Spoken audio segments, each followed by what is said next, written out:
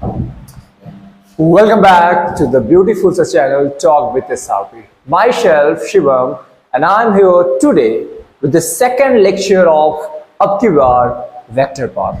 तो जैसा कि आपने कल की वीडियो में देखा होगा कि हमने वेक्टर पे बात की थी, वेक्टर क्या होता है, वेक्टर क्यों जरूरी है और कुछ टॉपिक्स वेक्टर के टाइप्स के बारे में हमने बात किया था। तो आज हम क्या करने जा रहे हैं, today what actually we are going to discuss. जैसे कि कल हमने आपको वेक्टर के कुछ प्यारे प्यारे कॉन्सेप्ट्स के बारे में इंट्रोड्यूस किया था, आज हम कुछ टॉपिक्स के बारे में और बातें करने जा रहे हैं। मैंने कल पूरा आपको वेक्टर के टाइप्स के बारे में नहीं बताया था, बट आज हम और भी टाइप्स पे बात करेंगे। तो यूनिट वेक्टर के बारे में मैंने कल आपको बताया था कि एक्चुअली यूनिट वेक्टर क्या होता है और क्या नहीं। आज हम बात करने जा रहे हैं the second most important type of vector which is parallel vector. Parallel vector, parallel vector and anti parallel vector, anti parallel vector. अब बिल्कुल समझना इस टॉपिक को अच्छे से। पैरेलल और एंटी पैरेलल में क्या डिफरेंस है। अगर दो वेक्टर आपके सेम डायरेक्शन में जा रहे हैं, vector A and vector B, तो इन्हें हम बोलेंगे parallel vectors, parallel vectors. But in that case कि आपका एक वेक्टर इधर जा रहा है और एक वेक्टर आपका इसके अपोजिट साइड में जा रहा है, दैट मीन्स कि ये हो गया हमारा anti parallel vector. If the vectors has same direction, then it term as parallel vectors. और अगर इसके डायरेक्शन सेम नहीं होंगे तो इसे बोलेंगे हम लोग एंटी पैरेलल वेक्टर्स। देन को-इनिशियल, को-प्लानर और इक्वल अनइक्वल, इस बात को समझिएगा। पहले मैं आपको बताता हूं इस बात को। को-प्लानर एंड को-इनिशियल, को-इनिशियल वेक्टर। देखो बच्चों, स्टेटमेंट क्या कहता है, इफ टू और मोर देन, टू और more than two vectors having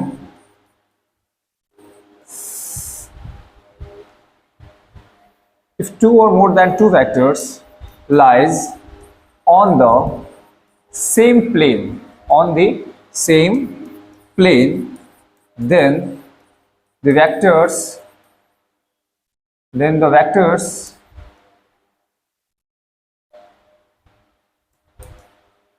they are co-planar vectors, co-planar vectors।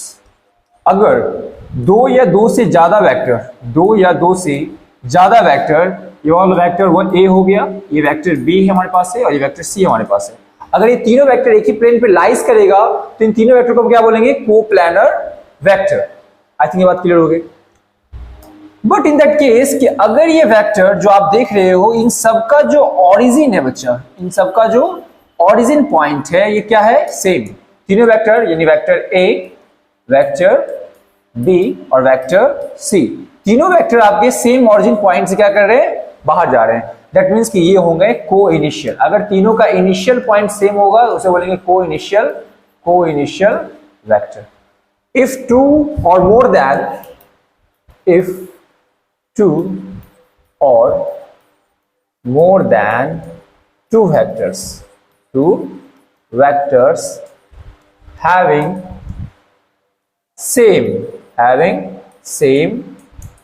initial point, it is termed as co-initial vector। I think ये बातें क्लियर हो गई co-initial vector के बारे में। The next one is that equal and unequal, equal and unequal, equal and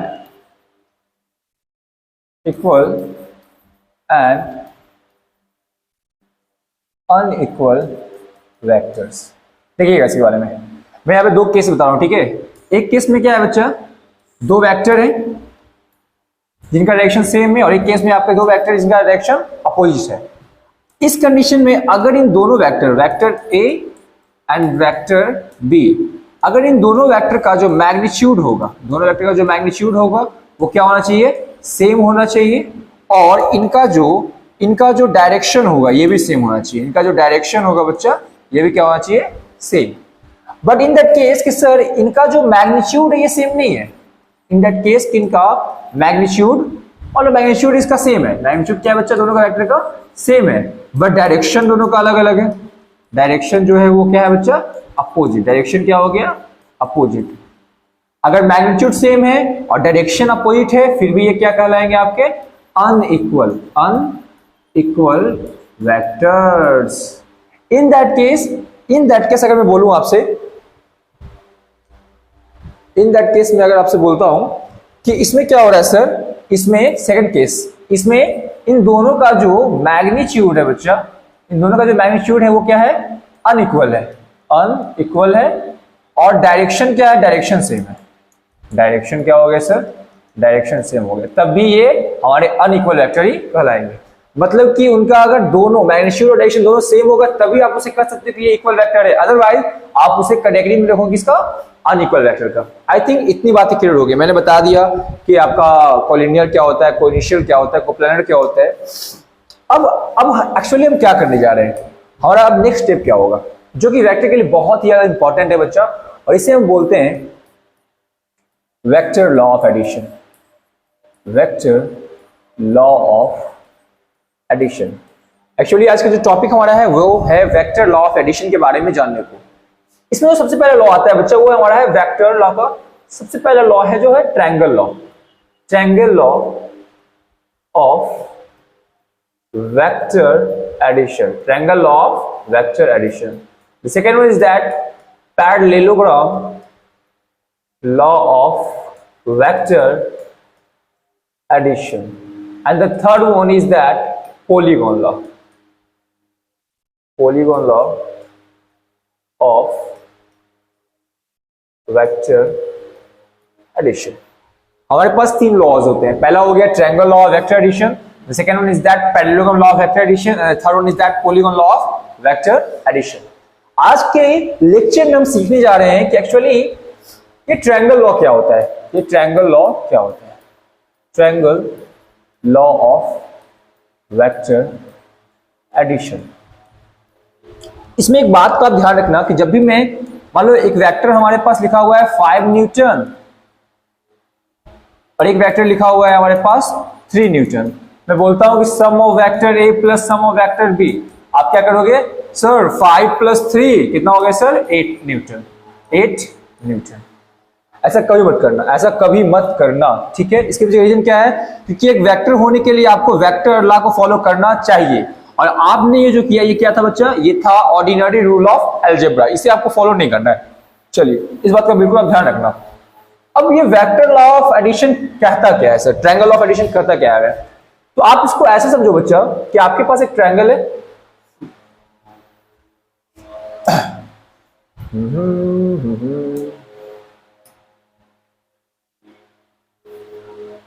देखिएगा, ओहो ये क्या हुआ, जी एक जिंदगी। ये देखिए सर हमारे पास एक ट्रायंगल है सर, ये एक ट्रायंगल हो गया हमारे पास। आपको क्या दिख रहा है, आई थिंक नहीं दिख रहा होगा, रुक जाइए थोड़ा सा सब्र करना है। ओ भाई साहब कहाँ गए आप,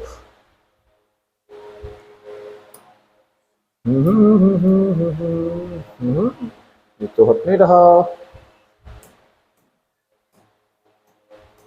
हाँ अब देखिएगा, हो हाँ सर ये देखिए आपके पास एक ट्रायंगल है, ठीक है, ए बी और सी। इस ट्रायंगल में आप ट्रायंगल के इन दो साइड को क्या मानो, कंसीडर करो कि ये दो वेक्टर है, एक वेक्टर ए हो गया और एक वेक्टर हमारा ये हो गया वेक्टर बी, ये हो गया हमारा vector B. This is our vector A, this is vector A बच्चा, और दिस इज वेक्टर बी। तो triangle law of vector addition क्या हमें कहता है, ये कहता है कि अगर आप एक ट्रायंगल के दो साइड को दो वेक्टर एज्यूम कर रहे हैं, तो तो इसका जो थर्ड साइड होगा, ये साइड, ये फर्स्ट साइड हो गया बच्चा आपका, ये सेकंड साइड हो गया, और ये इसका क्या हो गया, थर्ड साइड। अगर ट्रायंगल के दो साइड को आपने वेक्टर बनाना है, यानी अगर आपने इस ट्रायंगल के दो साइड को दो वेक्टर माना है, तो इसका जो थर्ड साइड हो जाएगा, ये क्या हो जाएगा आपका, ये हो जाएगा आपका रिजल्टेंट। ये क्या हो जाएगा आपका, रिजल्टेंट। दैट मीन्स कि इस बात को समझिएगा, ये हो गया वेक्टर ए, ये हो गया वेक्टर बी। तो ये वेक्टर जो आपका हो गया, ये हो गया resultant in opposite direction. Statement क्या है सुनिएगा इसका, if you take two sides of a triangle as two vectors, then the third side will be the resultant vector in opposite direction. इस बात का बिल्कुल आप ध्यान रखिएगा। अगर आपने दो वेक्टर को माना है सर जी, दो साइड को माना है दो वेक्टर, तो इसका जो थर्ड साइड होगा बच्चा, ये क्या हो जाएगा आपका, रिजल्टेंट इन अपोजिट डायरेक्शन।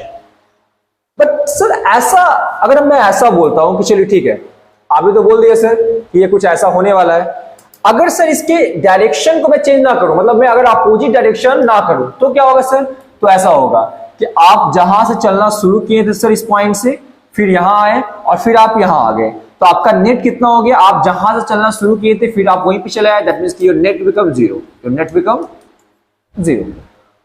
इस बात का बिल्कुल ध्यान रखिएगा। ट्रायंगल में से ये कहता है, it states that if you take two sides of a triangle as two vectors, then the third side will be the resultant vector. तो थर्ड साइड क्या बन जाएगा आपका, रिजल्टेंट वेक्टर। आई थिंक ये क्लियर हो गया होगा आपका, बिल्कुल क्लियर हो गया। अगर दो साइड को हम मानेंगे वेक्टर का दो साइड, तो जो थर्ड साइड होगा हमारा, ये क्या बन जाएगा आपका, रिजल्टेंट वेक्टर।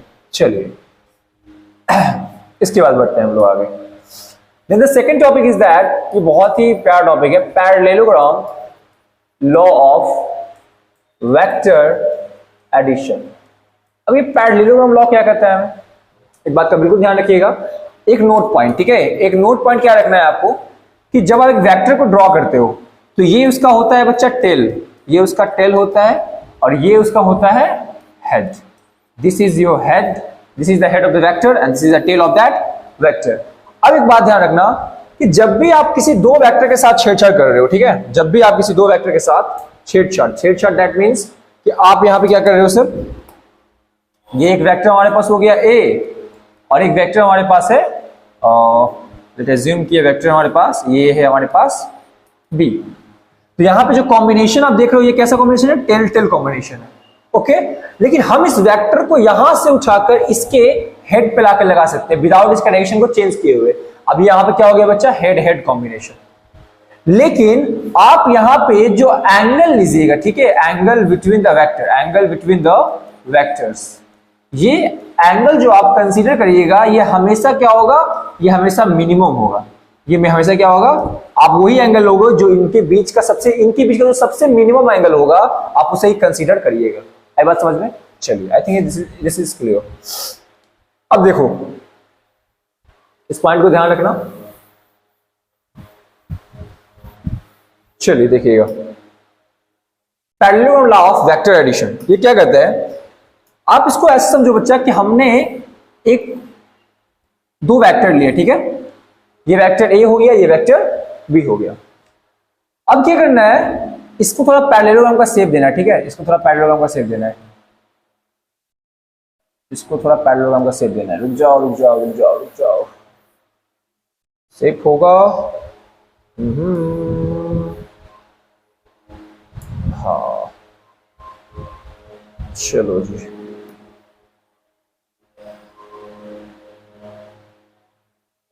देखिए सर हमने क्या किया, ये हमारे पास एक पैरेललोग्राम है जिसमें इसके ये साइड को हमने माना, this side become B vector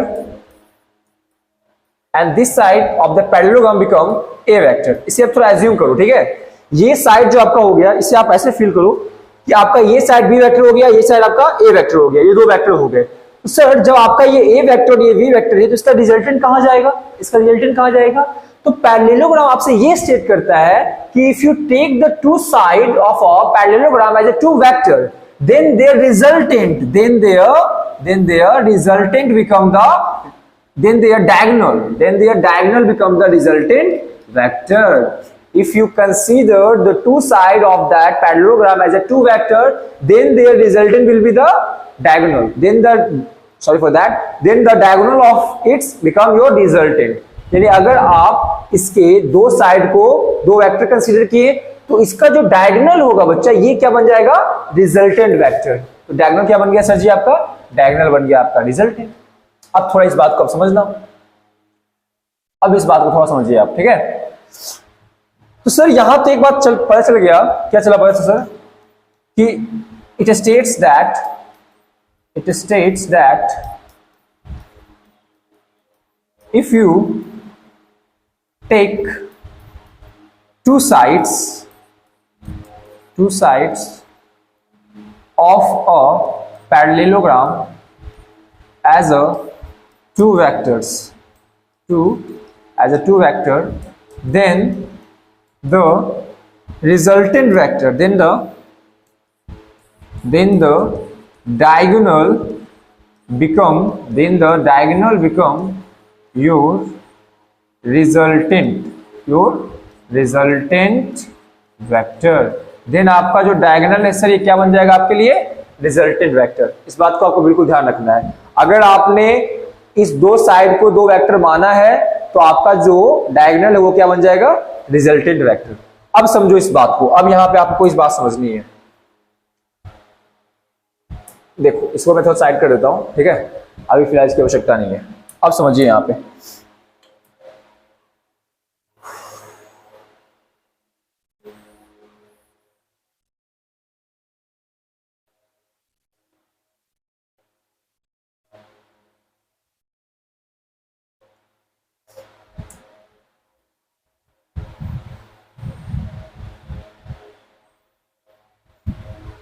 देखिए यहां पर सिर्फ मैंने एक वेक्टर लिया, अरे ये बन क्यों नहीं रहा है, देखो समझो, ये आपने एक पैरेललोग्राम को बनाया, ठीक है। जस्ट इमेजिन कि एक पैरेललोग्राम है, बट पैरेललोग्राम लग तो नहीं रहा है, तो इससे हम पैरेललोग्राम बना देते हैं पहले, ठीक से। ये हमारा हो गया पैरेललोग्राम और मैंने यहां से एक परपेंडिकुलर लाइन को ड्रॉ किया है, कोई दिक्कत नहीं। चलिए ए बी सी डी और ई, ये एक पैरेललोग्राम है बच्चा, और यहां पे ये हमारे पास है वेक्टर, मान लो इसे मैं कंसीडर करता हूं, और इसे मैं कंसीडर करता हूं वेक्टर P, और इसे मैं कंसीडर करता हूं वेक्टर Q। अब एक बात देखो, angle between vector P and vector Q कितना है बच्चा, इसको मैं मान लेता हूं थीटा डिग्री। कितना है, थीटा डिग्री, कितना, थीटा डिग्री। अब समझो यहां पे मैं कुछ बातें आपको बताना चाहता हूं। पैरेललोग्राम ने क्या कहा कि अगर आप दो वेक्टर को कंसीडर करोगे तो दो वेक्टर, तो इसका जो डायगोनल होगा ये क्या बन जाएगा आपका, रिजल्टेंट। दैट मींस कि R vector is equal to sum of vector A plus sum of vector B। But sir एक वेक्टर होने के लिए हमें इसका मैग्नीट्यूड चाहिए कि रिजल्टेंट कितना होगा। एक बार आप इस फिगर को अच्छे से देख लो, ठीक है।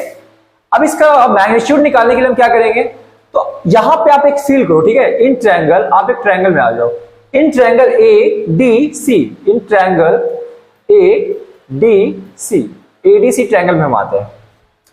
तो आपको यह लग रहा है ना, एक राइट एंगल ट्रायंगल बन गया ADC, ये देखो एक राइट एंगल ट्रायंगल हमारे पास है, ये हमारा हो गया हाइपोटेनस, परपेंडिकुलर और ये बेस। तो अगर हम यहां आपको बोलते हैं AD square using Pythagoras, AD square is equal to AC square plus CD square, तो कोई समस्या तो होने वाला नहीं है। Sir hypotenuse square perpendicular plus base square, तो AD कितना हमारे पास सर हो गया, ये हो गया हमारे पास R square is equal to AC कितना हो गया सर हमारे पास, AC हो गया सर यहां पर AB प्लस CB का होल स्क्वायर प्लस में CD का होल स्क्वायर। एक बात ध्यान रखना, अगर ये P वेक्टर है बच्चा तो यहां ये भी क्या होगा, P वेक्टर। अपोजिट साइड्स में क्या होते हैं, बराबर होते हैं। सर अगर हमें यहां पर ए बी और सी डी निकल जाए तो हम इसमें से इसका मैग्नीट्यूड को फाइंड आउट कर लेंगे। तो इस ए बी और सी डी के लिए हम क्या करते हैं, यहां पे देखिएगा, in triangle B C D, in triangle B C D में आते हैं, in triangle B C D. याद रखो अगर ये थीटा बच्चा तो करस्पॉन्डिंग से भी हमारा क्या होगा, थीटा हो जाएगा। अगर हम यहां बात करते हैं कॉस थीटा की, ठीक है, तो कॉस थीटा क्या होता है बच्चा आपका बी बाई एच। देखो यहां पे सर जी, यहां पे हमारा b कितना हो गया, b तो हमें पता नहीं है, तो cos theta is equal to क्या हो जाएगा हमारे पास cb बाई h, कितना हो गया हमारे पास p। देखो यहां मैं बात कर रहा हूं किसकी, मैग्नीट्यूड की, ठीक है ना, cb बाई p। तो यहां से cb कितना आ गया हमारे पास, cb is nothing other than हमारे पास कितना हो गया p cos theta, cb is nothing other than p cos theta, p cos theta. Same as अगर हम यहां पे निकाल लेते हैं बच्चा साइन थीटा, तो कितना हो जाएगा, वो होता है p बाई एच। तो क्या आ जाएगा हमारे पास, सर यहाँ पे हमारे पास p कितना है, p हमारे पास हो गया सी डी। तो sir C D is equal to हमारे पास क्या हो जाएगा, p साइन थीटा, इस बात का बिल्कुल आप ध्यान रखना। अब देखो यहाँ पे, अब यहाँ पे एक बात देखिए आप, अब यहाँ पे देखिए कि हम क्या करने जा रहे हैं। तो सर अब यहां पे आप तो निकाल सकते हो कि R square is equal to क्या हो गया, ए बी कितना हो गया हमारे पास, सर ए बी तो हमारे पास दिया हुआ था, देखो यहां पे कितना आया, देखो ए बी कितना है हमारे पास, क्यू है, कितना हो जाएगा बच्चा, R square is equal to कितना, क्यू प्लस हमारे पास सी डी कितना हो गया, सी डी हो गया सर हमारे पास P cos theta, C D P cos theta का होल स्क्वायर प्लस हमारे पास सी डी कितना आ गया, P sine theta, P sine theta का आ गया बच्चा होल स्क्वायर। अब देखिएगा इससे इक्वेशन को थोड़ा ना हम यहां पे लेके चले आते हैं, ठीक है।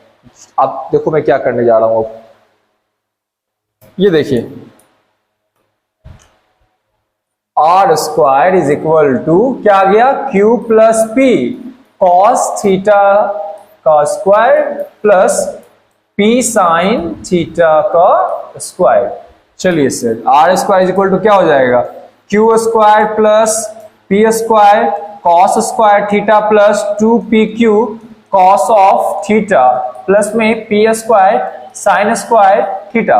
हम क्या करते हैं sir, R square is equal to सबको थोड़ा अरेंज कर देते हैं, तो अरेंज ऐसे कर सकते हैं, P square sine square theta plus P square cos square theta plus Q square plus 2pq cos of theta. Any doubt, no sir.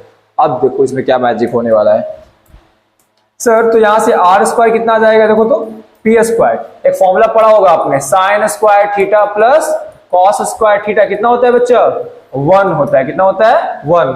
तो पी स्क्वायर को मैंने कॉमन ले लिया तो क्या आया, sine square theta plus cos square theta plus में बच्चा Q square plus 2pq cos of theta, ये हो गया आपका 1। Then R is equal to root over P square plus Q square plus 2pq cos of theta, 2pq cos of theta. ये आया आपका are vector का मैग्नीट्यूड, ये आया आपका आर वेक्टर का magnitude. This is the bloody story. देख लो बच्चा, कोई दिक्कत नहीं होनी चाहिए। चलिए इसके बाद हम लोग आगे बढ़ते हैं।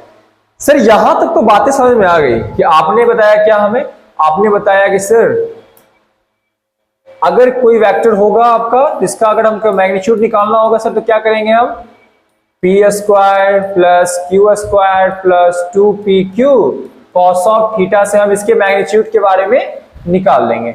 लेकिन एक वेक्टर होने के लिए सर, एक वेक्टर होने के लिए हमें पता है, आपने बताया था कि एक वेक्टर तभी हो पाएगा जब उसके पास उसका मैग्नीट्यूड होगा बच्चा और उसका डायरेक्शन होगा। तो ये मैग्नीट्यूड और डायरेक्शन का कहानी कैसे निकलेगा सर, ये मैग्नीट्यूड और डायरेक्शन हम कैसे निकाल पाएंगे किसी वेक्टर का। तो इसके लिए आप इसको ऐसे समझो बच्चा, इसको आप यहां देखो, देखिए आप इसको यहां देखिएगा, ठीक है। इन सेम वेक्टर, इसको तुम देखो यहां पे, ठीक है, मैं बना देता हूं, आप इसको थोड़ा सा कंसीडर करना, ठीक है। ओहो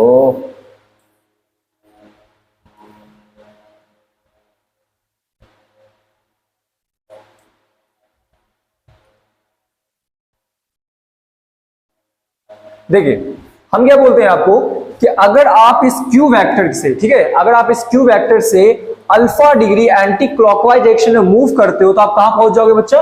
रिजल्टेंट वेक्टर के पास। अगर आप इस अल्फा डिग्री यहां से टर्न हो जाते हो तो कहां जाओगे आप? रिजल्टेंट वेक्टर के पास। तो आप सिंपली, ये पता है आपको क्या होता है, ये P था हमारे पास, तो ये था P, ये होता है हमारा क्या? ये होता है P cos of theta, P sine of theta, और ये हो गया P cos ऑफ थीटा। अगर हम इन द सेम डायरेक्शन, ठीक है, इन ट्रायंगल BCD में काम करते हैं बच्चा, तो यहां पे देखो तो सेम है, फिर से sorry for that, in triangle